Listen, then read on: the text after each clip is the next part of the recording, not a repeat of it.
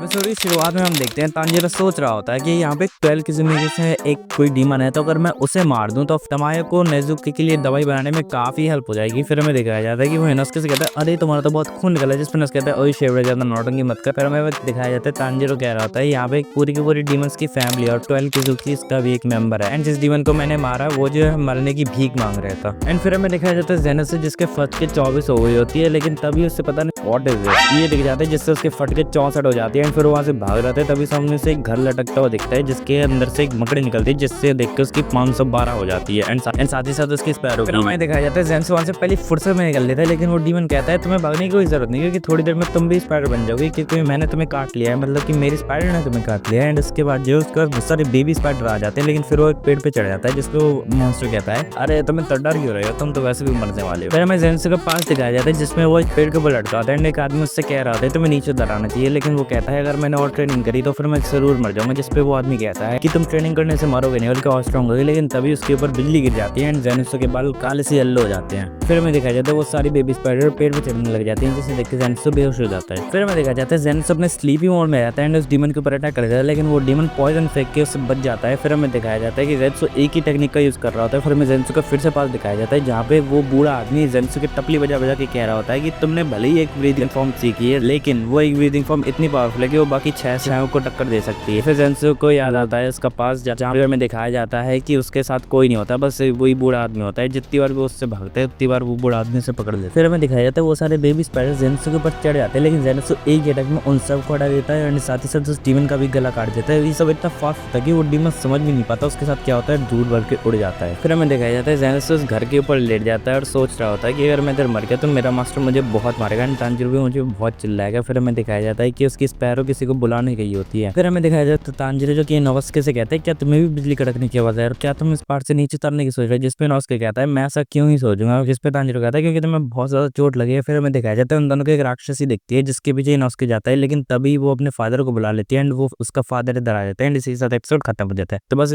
Salute से मिलते हैं, तो तक के लिए बाय बाय।